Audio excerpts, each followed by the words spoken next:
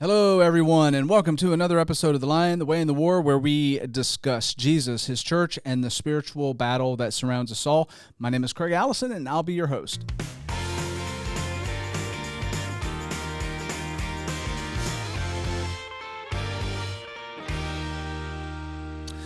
All right, so I have been looking forward to having today's guest join me for a discussion for quite a while now. Trevor Reish is joining me today, and he and I go back at least 12 years, maybe a little bit longer, when he was one of my first student directors at the Christian Student Center. We don't call them student directors anymore. We call them student ambassadors. Trevor grew up in Middle Tennessee and came to the University of Tennessee at Chattanooga, which is where he met his wife, and he's been married now for about 8 years. Since being married, Trevor has lived in Memphis, Washington, D.C., and is now living in Cleveland, Tennessee. He and his wife have 2 children, a boy and a girl, and Trevor's finishing up with his master's degree in counseling, and I believe will be working in the educational system, school counselor. Mm-hmm. He's currently teaching an elementary class at church, and in his spare time he volunteers at Isaiah 117 House. Trevor, welcome to the show. Thank you. I appreciate it. It's great to be here. This is a long time coming. I'm going to enjoy our discussion today. Oh, I'm sure. Before I forget, because I didn't know, what is 117 House? Isaiah 117 House. So Isaiah 117 House is an organization where basically instead of kids who are being taken out of bad situations, instead of going and staying in the office of like a DCS worker, and instead of like sometimes for days, they go to this place called the Isaiah 117 House, and the house is furnished with beds, furniture, TVs, Switch, Xbox, PlayStation, like just all the snacks, all kinds of food, toys for little kids, just all this stuff that can really help kids have a little bit, like, not as bad of what's potentially one of the worst days of their lives. Yeah. And so what I get to do as one of the volunteers, the child care volunteers, is I get to go and just hang out with the kids, play with them, and, just try to give them something else to think about. And I get to be there for them for, whatever they need. So yeah, it's pretty cool. Yeah. I don't know if you remember our early years and years ago, back in my career, I worked for the Department of Children's Services, and having to remove kids from custody and find placements for them. And I can tell you that I figured it was something like that, but I can tell you that there was never enough places like that. Mm-hmm. Working for the state and children coming into state custody, and it's good that there's something like that before, like as an intervention before that actually happens. Mm-hmm. So good to hear. All right, so you've been married 8 years.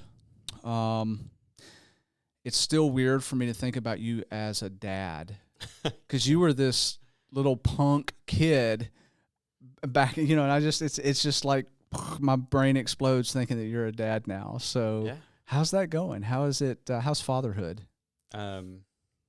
It's great. Obviously, like, I love my kids, and to get to pour into them and love on them and be there for them, it's just the best thing, Now it's not without challenge, it's not easy. Yeah. I thought it was going to be easier. I think I overestimated myself a little bit, but right, we all do. Yeah. It's amazing, and I'm just starting out. I've got a 4-year-old and a 2-year-old, and the biggest thing is, just I want to make sure that I give my kids as many opportunities as they can get, but yeah, and raising them to love God and to love others, and yeah, it's been great. Yeah. So I want to go back in time a little bit and talk, some maybe perhaps for you foundational stuff. Your time as a student director, the Christian Student Center. Mm-hmm. What do you believe? What impact did this Christian Student Center have on you? Was it just something that you kind of fell into? Was it purposeful? Did you expect to have like a meaningful experience there, or just share your thoughts around that?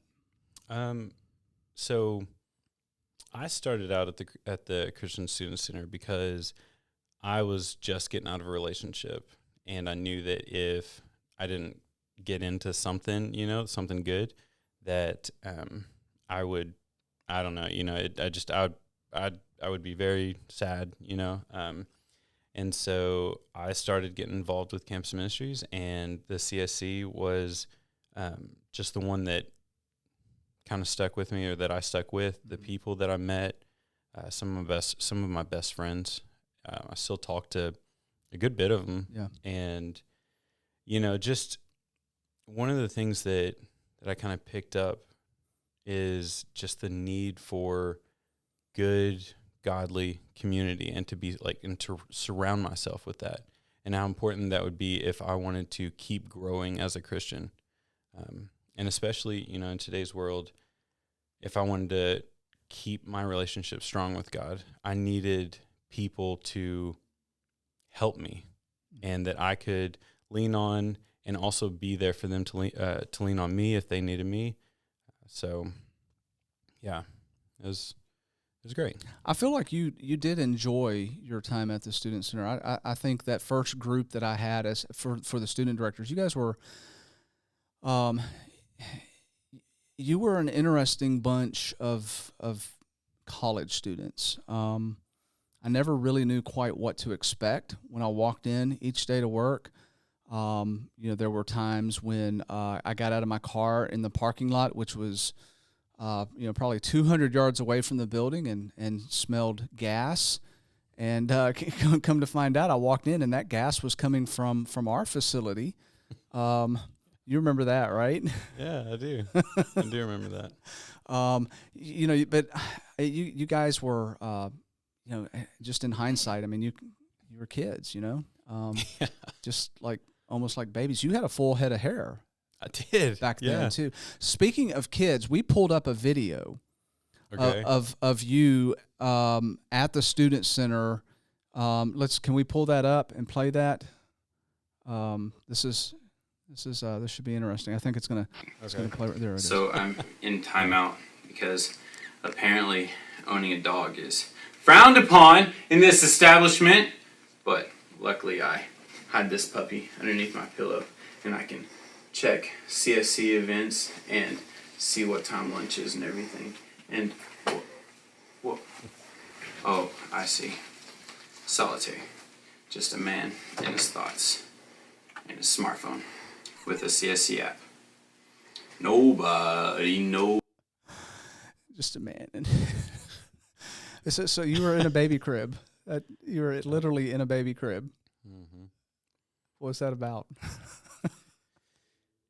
Well, you see, I had to, honestly, I don't really remember what it was about my facial hair. I guess I shaved for wrestling in high school, and then at some point in undergrad, when I was at the CSC, I had to shave because I worked at Chick-fil-A.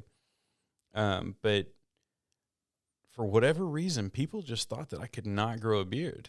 And so they called me Babyface, and I guess that I just leaned into it with that ad. That was one of our videos, I believe, like introduction videos. Yeah, it was. And I just said, okay, it's fine. I'll just lean into it. I'll become part of the joke. So it was great. And then of course now, I've got this to kind of go along with it. So it seems like, and maybe I'm wrong, I recall you grew a beard. That was like a spiral or something. Did you do that? Like a monkey tail beard? Oh, I shaved one day. Yeah. And I shaved it into just being goofy. I know that's out of character for me, but yeah. I did that one time. Nice. Yeah. I remember that. So I wanted to ask you, so you've gone through the Student Center, you kind of saw what that was about with just being rooted and grounded in a spiritual foundation. Now that, you've over a decade has passed, you've been married, you've got children. What are your thoughts about the direction of young people today, specifically high school and college-aged kids in relation to their spirituality? Have you seen any like major shift or changes that jump out at you? Yeah, and it's been really interesting, and there's kind of pros and cons because there's a lot of stuff that's thrown at kids these days, and it's hard to expect them to not kind of jump into it, and it's not great stuff. But at the same time, so that's really bad for the vulnerable, the kids who would jump back into it. But at the same time, the kids who kind of have a little bit more resiliency, it's kind of been cool to watch them, their faith be strengthened because they've had to stand up for what they believe in. Yeah. So, it's really easy to kind of just focus on the bad, but I wanted to focus a little bit on the pro side of it too. And it's been great to see kids. I volunteer not only with the elementary class, but with the high school, middle school, and high school kids on Sunday nights at my church. And we were going down to it was some kind of event for where like our students from all over the campuses came together. And, they were just talking to me about some of today's hot topics. And, it was kind of blowing my mind, some of the opinions that they had, because, I kind of thought that, kids are, they're going to just kind of fall for, a lot of just kind of whatever. And, they were telling me that, they've kind of had to stand up for what they believe in. And of course I was proud of them, and so it was really cool to get to see that there are kids out there who are doing that. So these are kids though that have a spiritual background. They're in a church, setting type thing. So, what do you think differentiates the kids that have that resiliency versus the ones that don't? Like, is there something that's taking place in their background that maybe makes one kid more resilient than another? Yeah, I think that being involved, and I know some of these kids, they're not crying out to be involved, but their parents are, kind of pushing them to be involved. And, speaking of their parents themselves are involved in their kids' lives. And, it's just having that family to kind of be around you. And then on top of that, the church, and I can speak for the kids that I spend time with, they have a community of the church that are pouring into them, checking on them and, making sure they're doing all right, asking them, if they need anything, and including them too. There's several kids from our, we call it the link. There are several kids from the link who help out with production. They help out with Sunday morning with the preschoolers and with the infants, and they're just so involved. And so I think that's one thing that's really helping them kind of live it out more. Yeah, you bring up, that's an interesting point, Trevor, because, when my talking with college students and getting information from the types of churches and youth programs that they come from, one of the things, the common denominators that I see in the kids who have that resiliency, want to stay plugged in to their spirituality, to grow their faith, are the kids who are being included in the dynamics of church. And, there's a lot of programs, a lot of youth programs where it's like, we're going to do our adult stuff. We're going to, you kind of have a place over here as a kid. You stay in your box, you stay in your classroom, you stay with your age group.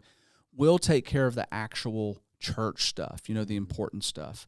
And it's, maybe I'm wrong. Maybe I'm like putting pieces together that don't go together. But I feel like what I've seen is that kids that come through those programs where they're made a part of all of the important stuff, where church leaders are asking them to take part in committee meetings, I mean, being exposed to that level of like the church decision-making process. Not that you're going to have a little kid making decisions, but, they're just part of the important stuff that's going on. Those are the kids that are really invested And when they leave home and they go to another place, they understand the importance of spirituality, of faith, of staying plugged in.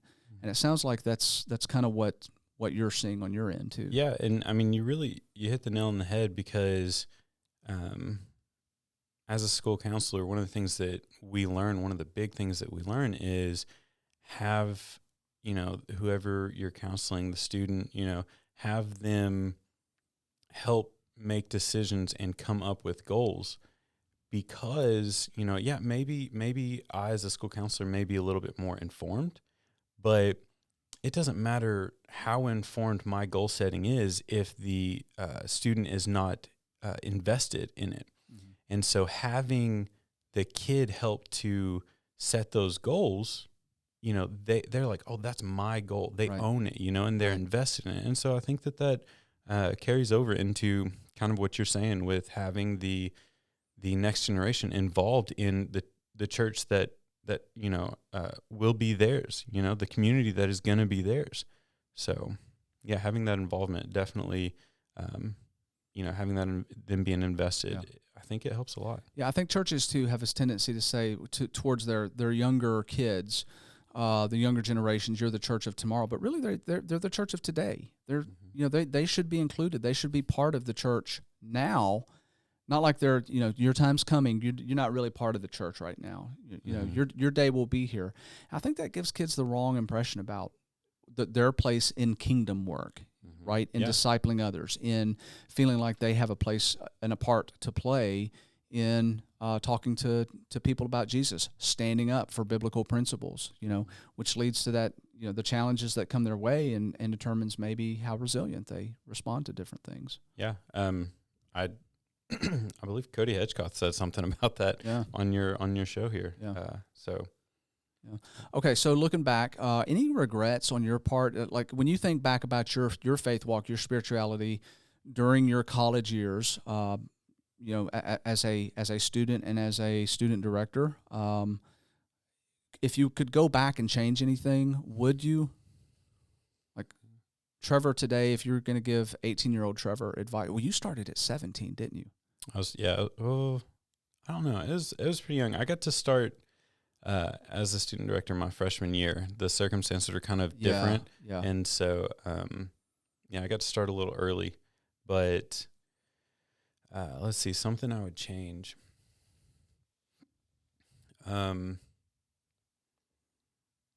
I, both spiritually, with the CSC and just academically too.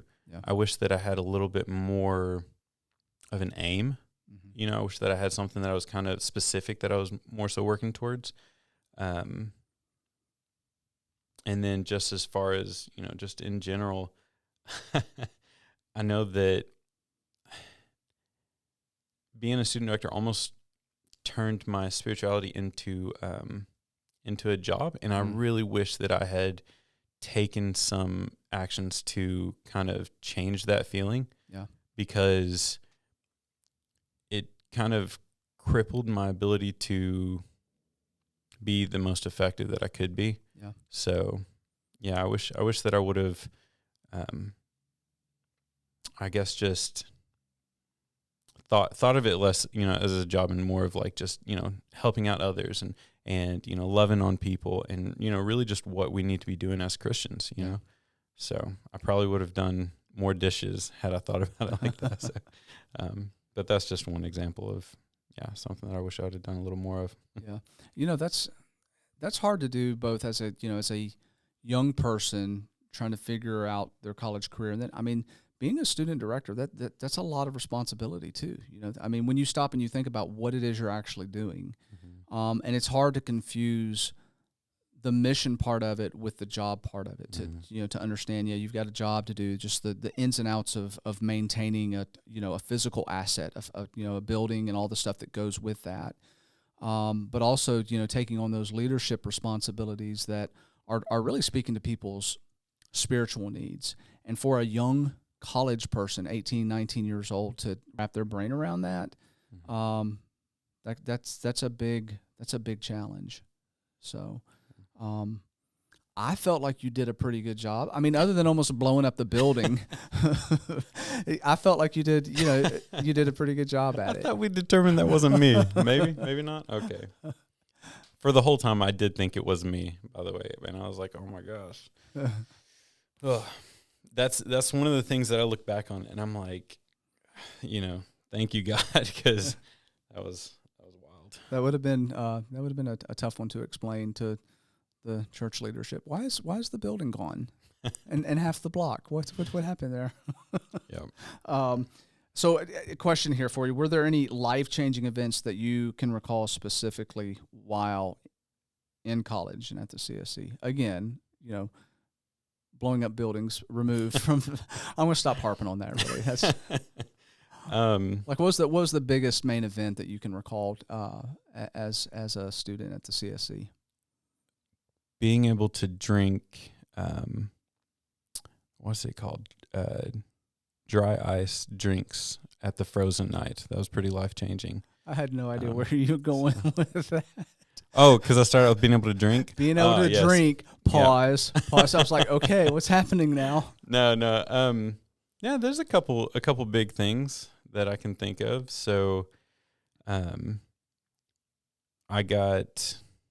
don't know if I got baptized. Yeah. I don't know if you remember that. I do remember that, yeah. I believe Miss Shirley it was me, you, and Miss Shirley, I believe. Yeah. Maybe David. I'm not sure if David was there.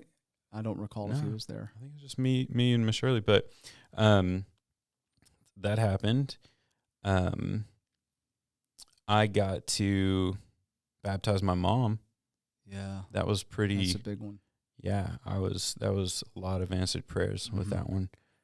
And then, I met my wife. Right, Leah, in physiology class, right? That's right, our physiology lab. Yep, I was late to class, and one of the only open seats was one up front next to her, and I sat down next to her and asked her if she'd been my lab partner, and she basically said, "Well, do I really? I don't really have a choice, So yes."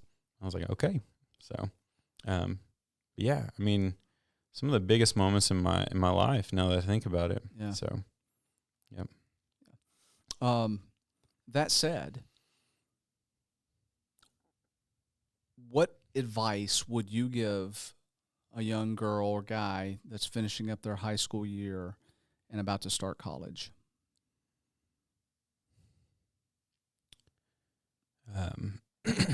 That's a big one. Yeah. Advice to a young girl or guy that's about to start college. Just, I guess, be open to God's plan, live for Him, and, make plans, have goals, but just really be open to Him and what His plans for you, because we can make all the plans in the world, but ultimately it's going to be His plan, so, and accepting His plan when it happens, that's one of the biggest things. And that's not to say, don't try, because whatever you do is it doesn't matter. That's not what I'm saying.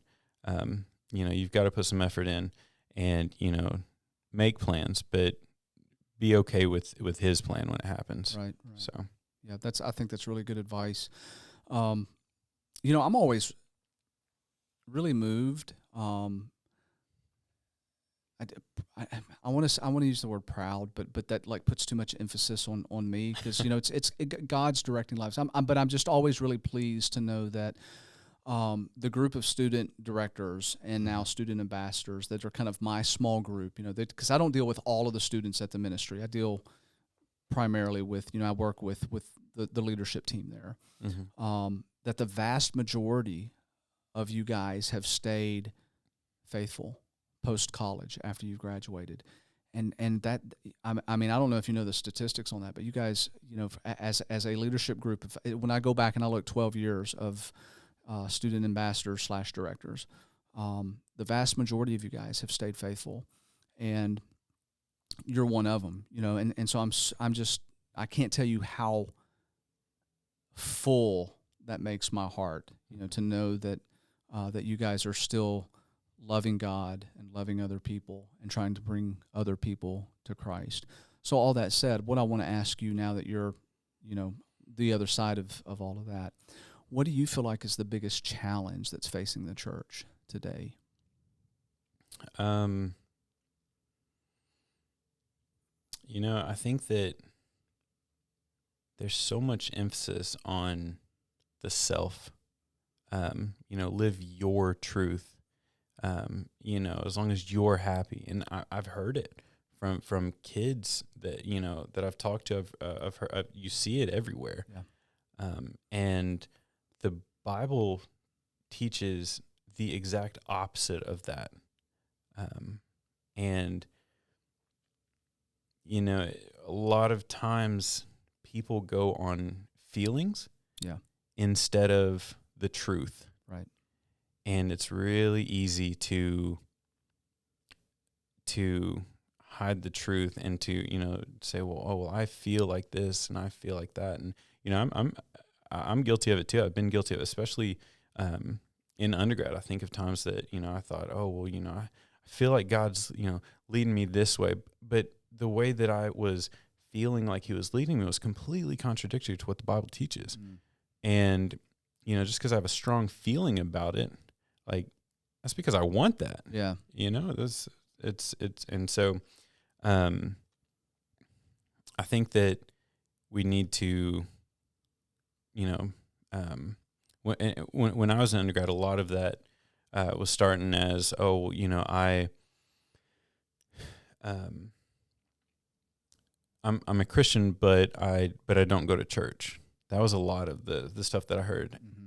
And, if you just heard that, you're like, oh, okay, that makes sense, because the church has done some stuff in the past, so I understand, some church hurt, but I'm spiritual, but not religious. Exactly. Yeah. And it's like, when you first hear it, it's like, oh, okay, sure. Like that makes sense. Religion has done some bad things, but that's not the way that we're called to live as Christians. We're called to live in a community. We're called to worship God together, and be there for each other as the church. And so, I think that the church needs to get back to, his people need to get back to the truth, mm-hmm. and having an actual deep relationship with God through reading his word and through focusing on the truth. And, that's it. Reading his word, but, and like I was going to ask you as a follow-up question, so how do we do that? Mm-hmm. You said reading his word. I've had a lot of conversations with college students that are eat up with that whole, your truth is your truth, and, do what makes you happy. And God wants you to be happy. And so, his grace abounds in all things. So, live life and enjoy life and have fun and feed yourself what you want, because ultimately that's what is most important is that you're happy and God wants you to be happy. So this whole like mindset and truth is just this very subjective sort of thing, right? Mm-hmm. But they've taken that and kind of married it with their own form of spirituality. So they actually think that they are being, this upright, spiritual, righteous person by serving themselves. Okay, so if I go to them and I say, hey, that's actually not truth, you need to read your Bible. You can imagine, what if I said that to you as a college student, right? That's so hateful, man. Like, how can you say that to me? But there's truth to that, right? I mean, I get that and I understand that, but you deal with kids. Mm-hmm. You know what they're being taught out there right now. The influence of social media and all of this stuff. The toxic stuff that they're exposed to nonstop. As older, more mature Christians, okay, who have the concern for this younger generation of what are some things that church leaders need to be looking out for to kind of change that paradigm and actually be able to reach this generation in truth and love and show them, that's actually the devil trying to make you think that that's, what it's about. Yeah, well, kind of like one of our conversations earlier. We kind of talked about relationships and I agree with what you were saying, and we need to. I think with non-believers, we need to show them that we love them. We need to be, and this is something that I've been trying to do a lot recently, is just basically be, or this is the kind of perspective that I've had, is basically being the vessel for God's love, and taking that to people, to the church, to non-believers, and just letting his love kind of shine through me. I'm not perfect, and I don't do that perfectly, but that's kind of the mindset that I've had recently, is just trying to be his love and be his light. And I thought it would be more difficult than what it has been, because some of the kids that I've been talking to, they've been very receptive of someone who just genuinely cares and who wants, what's truly good for them, and as far as fellow Christians, if my thought on that is, if someone's going to claim to be a Christian, kind of start with that and say, hey, look, you're saying that you're a Christian. Let's look at this then, as a fellow believer, let's look at this. What does this say about it? What does the Bible say about this? Because, I'm coming to you out of love, we're representing our God. Let's do that the way that he tells us to do it. And so kind of just taking them back to the word, for it. It's a real interesting thing when you go back into church history and you study, especially post-resurrected Jesus. So very early on in the first century, going up through, 300-400 AD, where you had this transition piece of the church. The pagan emperors at that time, some of them, were very embittered towards the Christian community, who they actually called atheists, because they weren't believing in the pagan gods of the time, and the emperor at that time was making comments like, we need to be more like the atheists, speaking of Christians, because they are loving and serving our people better than we are serving. And so it's this idea of going out and being, to the world, a reflection of who Jesus was, which was to meet people where they were at, to not castigate them or be automatically on first glance divisive and say, you're wrong and you're sinning, and you were probably here at UTC when they had like the street preacher out there just screaming at people. The lady, yeah. Yeah, I remember her. That's like, if you're trying to bring people to Christ, I can't think of a worst way to do it. Instead, Jesus was being completely inclusive when he was healing. I mean, he healed people that were clearly living in sin. He fed people. Somewhere along the way, we've lost that. It's like, I'll feed you and clothe you and provide you services and love you as long as you believe kind of what I believe, okay? But if you're on the fringes of society, if you are living a lifestyle that I don't agree with, well, sorry, buddy, and here's what's going to happen to you when you die.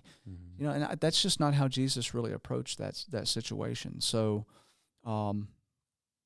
I don't know, Trevor, is that a message that church leaders need to hear that would resonate with this younger generation who are being fed a bunch of lies about truth? Yeah, I think that as a culture, we tend to swing like a pendulum. And so even like Christian culture, and it was hellfire and brimstone for a little bit. And now it's swung, your truth, your love, God is love, and I think it's starting to swing back too. And I think that we just have to be careful not to take it too far. Yeah. Kind of like what you're saying, where it's like, hey, believe what I believe, or, you're done. Yeah. But kind of coming to, actually where Jesus is coming from, where it's love in truth. Yeah. And so, especially the leaders in the church and the Christians, we have to be able to, and it goes back to just the relationship, having real relationships with each other, and actually loving each other, giving each other the benefit of the doubt, and, being able to go to each other and call each other out, and say, hey, what you're doing, that's not what a leader needs to be doing, or a leader to, the believers. Hey, like, I love you, and I want you to have a deep relationship with God, and this is how you do it.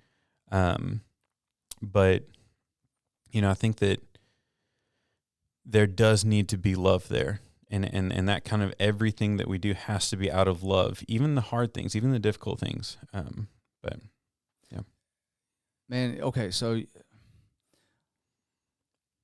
first of all, I mean, you've hit on several points. And approaching people to tell them truth, right? You should be doing that out of love and graciousness and humility and all of that kind of stuff. Having a genuine thing.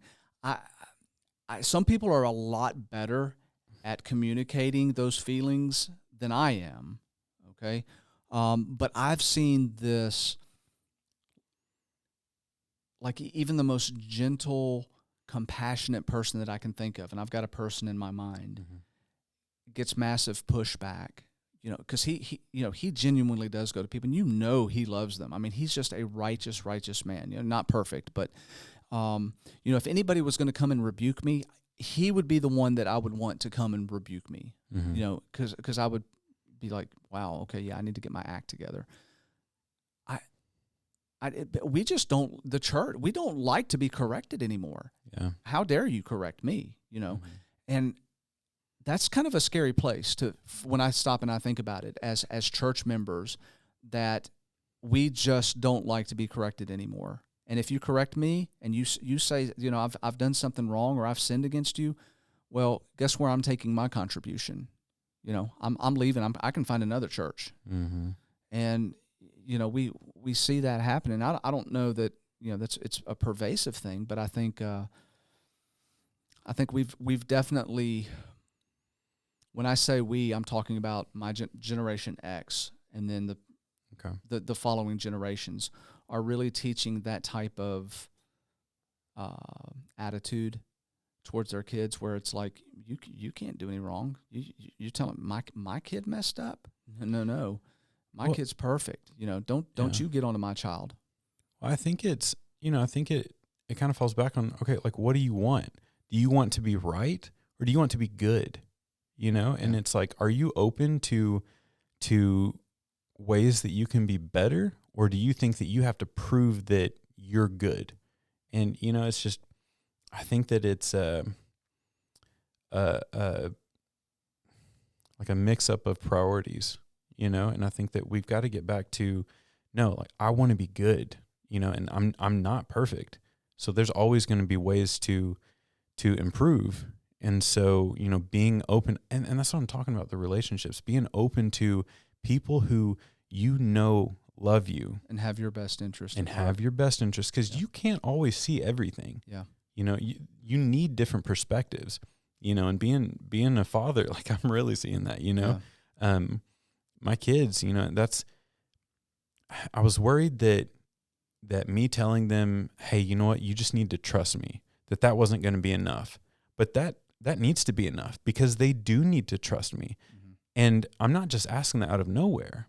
I love them. I would die for them. I would do anything for them. Yeah. Not anything, but you know what I mean? Yeah. But I mean, like, bad stuff. Like, I wouldn't, like, I got but they, as their dad, they need to trust me sometimes, mm-hmm. because I'm the one who has their best interests at heart more than anyone else, right. Other than, maybe my wife. Yeah. So that isn't, we need to, we need to have those deep relationships, and then we need to lean on them and trust in them. And when someone comes to us and rebukes us for something, maybe trust that, okay, that person has my best interests at heart. Maybe I need to look at that, because I want to be better, not because I have to be right or anything like that. So, I was thinking about this the other day. We had, texted some stuff back and forth, and it got me to thinking, okay, so how many times have I been rebuked by my brothers or sisters within the church setting? Not many. And that speaks, I think, to a couple things. First of all is I need to do a better job at building relationships so people feel more comfortable coming to me when they see me doing something that's leading me away from Jesus instead of towards Jesus, right? Mm-hmm. And coming to me and say, hey, man, can we sit down and talk? Because I've seen you do this, you said this, you did this, and, that's just out of line, man. And, I want to pray with you. I want to talk to you about this. I want to see if there's anything I can do to help walk with you out of this situation. I can count on two fingers. I was going to say one hand, but I can count two times in my entire church experience that has actually happened where I've had a person do that. So I think there's a couple takeaways from what you're saying. First of all is I need to do a better job at the community aspect, building relationships so people feel comfortable doing that. The second thing that I think is really important, aside from the fact of how you approach a person, right? I mean, because that's really important, is to make sure that you're in a place where you can correct a person. I mean, Mm-hmm. if you're coming to me and you're going to talk about a drinking problem that I have, you saw me out at a bar and I walked outside and threw up all over the place and I'm just drunk as a skunk. And I know for a fact that you're doing the same thing every other weekend. And you come to me and you're like, dude, you need to stop drinking, man. Mm-hmm. And I'm like, why are you telling me this? Yeah, no, that's funny because that's actually one of the things that I was going to say is, it might not necessarily be that you're not approachable, but also, people don't like their stuff coming to light, and so if I don't call them out, well, maybe they won't call me out. Yeah. You know what I mean? And so that's so we're all just running around minding our own business because we don't want to get called out either. Yeah. And that's not good for the church. No, we need to, and it's, and kind of like what you were saying with, well,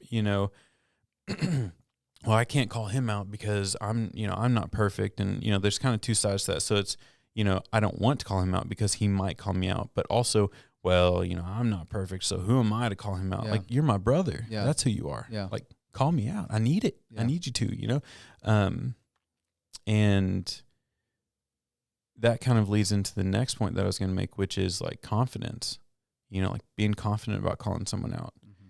And it's uncomfortable though. It is, but that confidence comes from two things. One, like being confident in what you're saying is right. And two, confident in how much you love that person. Do you love them enough to say, hey, what you're doing is not matching who I know you want to be. And so, we just, I don't think people take the time to actually think about things as much as they used to. Mm-hmm. And this is getting a little off topic, but, there's so many distractions.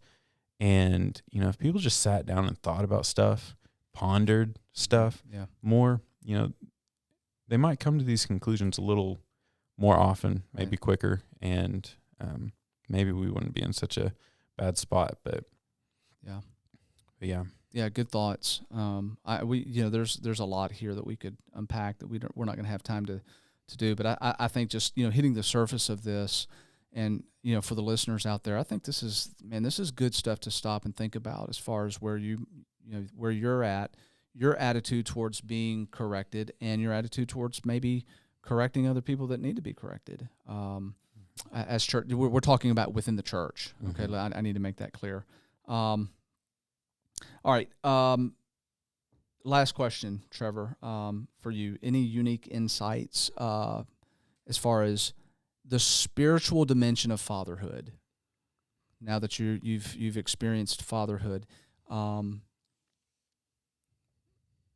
know I have a lot of thoughts about that, but I'm just what, as you became a father and the spiritual dimension of that, and knowing God your father, kind of understanding what that means to be a dad, right? Mm-hmm. Like any like epiphanies that have taken place. Yeah, something that I've kind of thought a lot about is, like, I love my kids so much, like I want them to be happy. I want them to have all the opportunities in the world.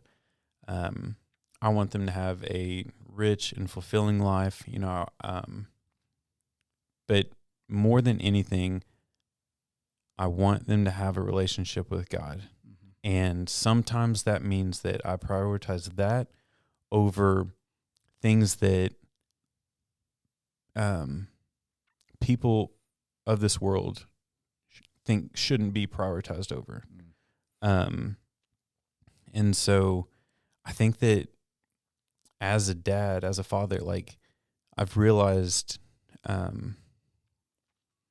that sometimes it looks weird, but I have to be doing things, and I have to make decisions that lead them towards that relationship with God, Right. Over things that are more materialistic. Sure. And so, yeah, that's one thing that I've really thought about, and because I want them to be the, when they're playing sports, I want them to be the best at that. I want them to, be proud of that, have high self-esteem because they're good at it and all that.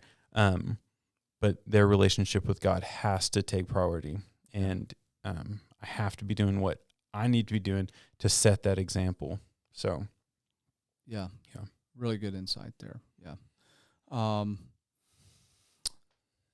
this has been a good conversation today, Trevor. I appreciate it. I've enjoyed the sitting down and talking with you about some stuff that I think is real important.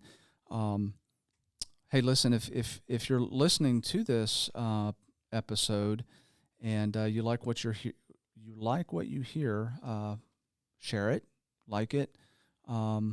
I think it's beneficial information to get out there and to let other people hear the types of things that we talk about, because we talk about real struggles and issues that we all face as Christians, as dads, as wives, as husbands, all of that. So we cover the gamut of it. Appreciate your insight into the things that you shared.